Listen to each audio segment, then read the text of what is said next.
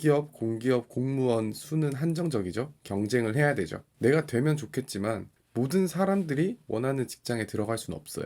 안녕하세요. 반지하 유튜버 짱유입니다. 이번 시간에는 아끼는 게 버는 거에 대해서 이게 무슨 말인지에 대해서 간략히 설명을 한번 해 드릴까 해요. 제 생각으로. 흔히들 얘기하죠. 돈을 많이 벌어라. 많이 벌려면 공부를 열심히 해야 되고 좋은 대학에 가야 되고 대기업, 공기업에 취업해야 된다. 이게 저희 90년대생들 아마 지금의 세대들한테도 뭐 적용되고 있는 말일지는 모르겠는데 어느 어른들에게나 들었던 말일 거예요. 너 공부 열심히 해라. 좋은 대학 가라. 근데 대기업, 공기업, 공무원 수는 한정적이죠. 경쟁을 해야 되죠. 내가 되면 좋겠지만 모든 사람들이 원하는 직장에 들어갈 수는 없어요. 그러면 어떻게 돈을 많이 벌어야 하는가에 대해서 한 번쯤은 생각을 해 보셔야 돼요. 우린 자본주의에 살고 있으니까요. 근데 대신에 아껴서 번다는 의미가 자기가 저축을 통해서 종잣돈으로 투자를 해야 하는 거는 필수적인 건 확실합니다. 이거는 투자를 안 하면은 그냥 아끼는 것밖에 안 돼요. 벌 수는 없어요. 모으기만 해서는 따라갈 수가 없습니다. 간단하게 저를 예시를 들어서 설명을 할게요. 저는 월급 180만 원이었고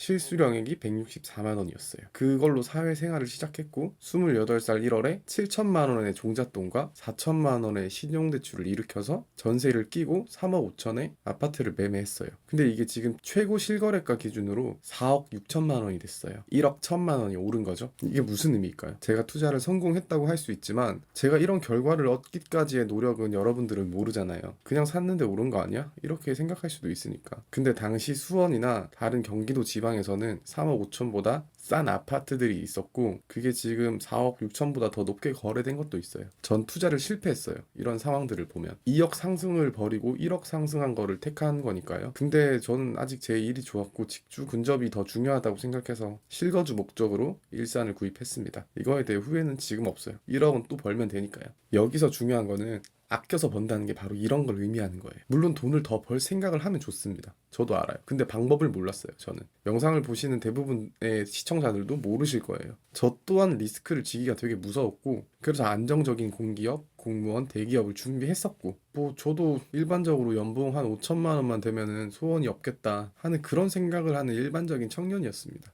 근데 부동산에 눈을 뜨고 아파트를 사고 제 마인드는 바뀌게 됐죠. 다행히 근데 저는 이 시장에 뛰어들 만한 작은 자본들을 모아두고 과감히 실행해서 결과를 얻었습니다. 내가 할 줄 아는 건 그저 아끼는 것밖에 없었어요. 근데 월급이 적은 걸 불평해하지도 않고 투잡을 해서 돈을 더 모으려고 한 것도 있고 그런 경험들이 지금에서야 어느 정도 빛을 본다고 할 수 있겠죠? 이게 제가 생각하는 아껴서 번다는 의미라고 생각합니다. 우린 자본주의에 살고 있으니까 어찌됐든 자본이 최고잖아요. 다시 한번 예시를 들게요.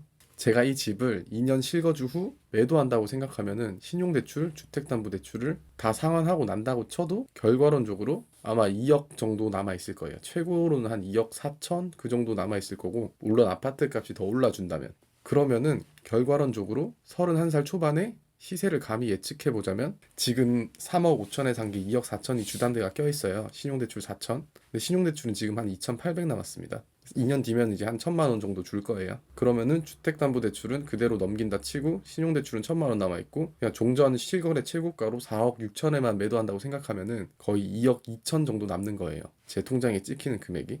2억 2천에서 뭐 신용대출 1,000만 원 갚아버리면 그래도 2억 1천이 남죠. 근데 31살에 2억 1천을 가진 저와 27살에 5천만 원을 가지고 계속 전세 살았으면은 3년 4년 차이에 서로 통장을 비교해 봤을 때 어떤 통장에 더 많은 금액이 모여 있을까요? 1200씩 저축해도 1억이 안 됐겠죠. 한 8천만 원 9천만 원 모았을 거예요. 집을 산다고 마음을 안 먹었으면. 배액 배상금 2천만 원 받는 게 제가 되게 컸다고 생각합니다. 그게 아니었으면은 그냥 한 지금 한 7천만 원 모아서 해요. 거기 전셋집에 있으면서. 이래서 무조건 투자를 해야 된다고 말씀드리는 거예요.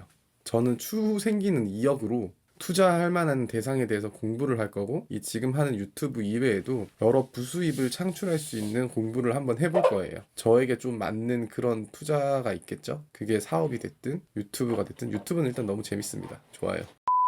주식, 코인, 부동산 여러 수단이 있겠죠. 그게 어떤 수단이 됐던 간에 큰 부자가 될 수 있을지 뭐 망할지 큰 리스크를 감당할 수 있을지 확신할 수는 없는데 지금 이대로 살아가는 것보다는 분명 더 나은 삶을 살고 있다고 생각합니다. 그렇게 될 거라고 저는 확신해요. 지금보다 나을 거예요. 어찌됐든 월급에 의존하지 않는 삶을 살아야 됩니다. 그리고 종잣돈을 모으기 위해서 되게 노력을 해야 되고요.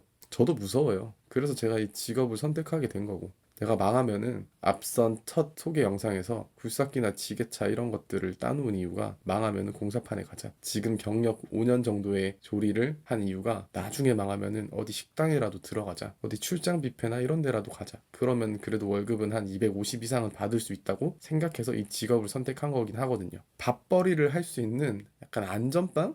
이런 거를 제가 좀 마련해 놨어요. 저도 무서웠으니까. 누군가 저를 찾았을 때 아, 이 사람을 써야겠구나 하는 이유를 저는 만들어 가고 있는 중이에요. 투자자가 되기 전까지. 설 연휴가 끝났습니다.